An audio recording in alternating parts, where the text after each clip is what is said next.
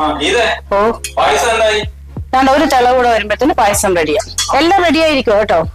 പിന്നെ നമ്മളെല്ലാവരും കഴിച്ചു കഴിഞ്ഞിട്ടേ അവര് മക്കൾ പോകുന്ന സമയത്ത് ഗിരീഷിന്റെ അമ്മയ്ക്കും കൂടെ കുറച്ച് പായസം കൊടുത്തിടണേ.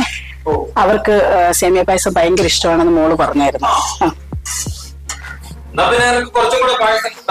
ഓ ആര് കുടിക്കാനാ? എന്തിനാ? നിങ്ങൾക്കാണെങ്കിൽ ഷുഗറും നമ്മൾ മാത്രമല്ലേ ഉള്ളൂ. എന്തിനാ? ആയി എല്ലാം ആയിരിക്കും. അതാണ്ട് റെഡിയായി, പായസവും റെഡി, എല്ലാം റെഡി. മക്കളിങ്ങി വന്നാൽ മാത്രം മതി. ആണോ? ആ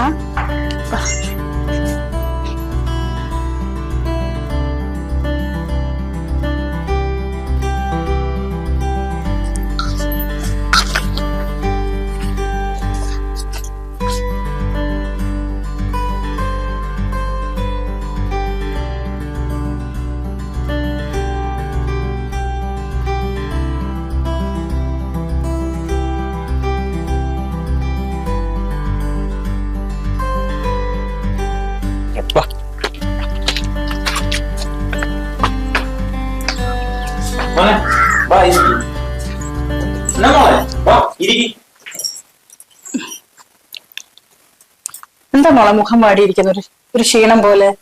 എന്തെങ്കിലും വയ്യായ്മ വല്ലതും ഉണ്ടോ? വയ്യായ്മ ഒന്നുമില്ല അമ്മേ. ഇത്ര യാത്ര ചെയ്ത് വന്നതല്ലേ, അതിന്റെ ക്ഷീണമായിരിക്കും.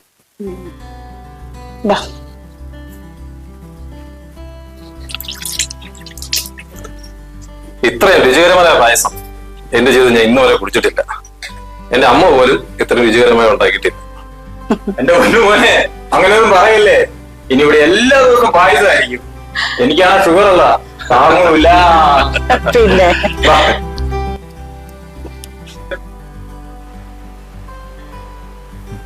പിന്നെ മോൻ എന്ന് മുതൽ ജോലിക്കാറുണ്ട്?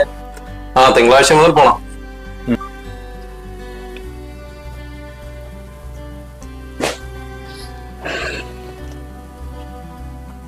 മോളെ നീ വന്നപ്പോഴേ ഞാൻ ശ്രദ്ധിക്കുക. എന്തു പറ്റി? നിനക്ക് എന്തെങ്കിലും ബുദ്ധിമുട്ടുണ്ടോ അവിടെ? ഇല്ലമ്മേ, യാത്രാക്ഷീണത്തിന്റെ ഏട്ടൻ പറഞ്ഞല്ലേ. ഞാൻ നിന്നെ ഇന്നൊന്നും അല്ലല്ലോ കാണാൻ തുടങ്ങിയത്. എനിക്ക് നേരത്തെ അറിയാവുന്നല്ലേ. നിന്റെ മുഖം ഒന്ന് വാടി എനിക്ക് മനസ്സിലാവും. എന്തെങ്കിലും ബുദ്ധിമുട്ടുണ്ടെങ്കിൽ അമ്മ എടുത്തു പറ. എന്താ മോളെ? എന്താ മോളെ? എന്താ പറയേ? എന്താന്ന് പറയേ? കാര്യം എന്താ?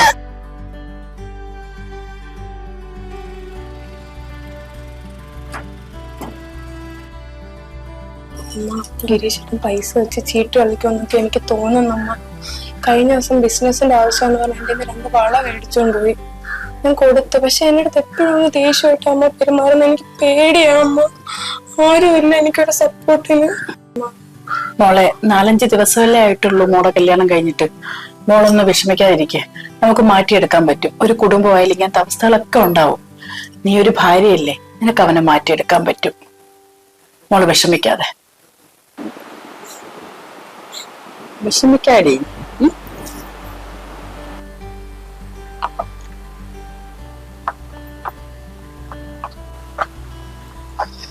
എന്താടി മോൾക്കൊരു ക്ഷീണം പോലെ? നിന്നോട് എന്തെങ്കിലും പറഞ്ഞായിരുന്നു? ഗിരീഷിന് ഭയങ്കര ദേഷ്യമാണ്. അവന്റെ കൂട്ടുകെട്ട് ശരിയല്ലെന്നൊക്കെ അവൾ പറഞ്ഞു. ഒരു ദിവസം അവളെ അടിക്കാൻ ചെന്നു. അവൾക്ക് അവളെ പേടിയാണ്. പേടിയെന്ന് പറഞ്ഞു? ഞാൻ ഗിരീഷുമായിട്ട് സംസാരിക്കണോ? നമ്മളായിട്ട് ഇനി അതിനകത്തൊന്നും ഇടപെടാൻ പോകണ്ട. പുതിയ ജീവിതമാകുമ്പോൾ ഇങ്ങനെയൊക്കെ ഉണ്ടാവും. ഞാനും ഇവിടെ വന്നപ്പോ അങ്ങനെ തന്നെ അല്ലായിരുന്നോ? ഇതൊക്കെ ഉണ്ടാവും. ഇനി നമ്മളായിട്ട് പറഞ്ഞതൊന്നും വഷളാക്കാൻ നടക്കണ്ട.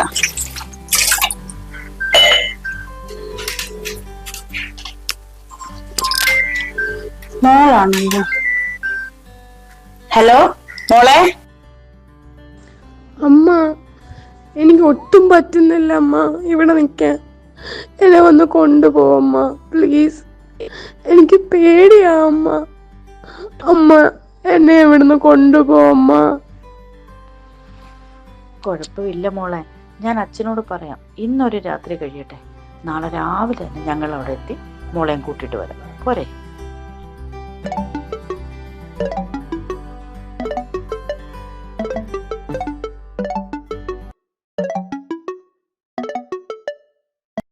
ഹലോ.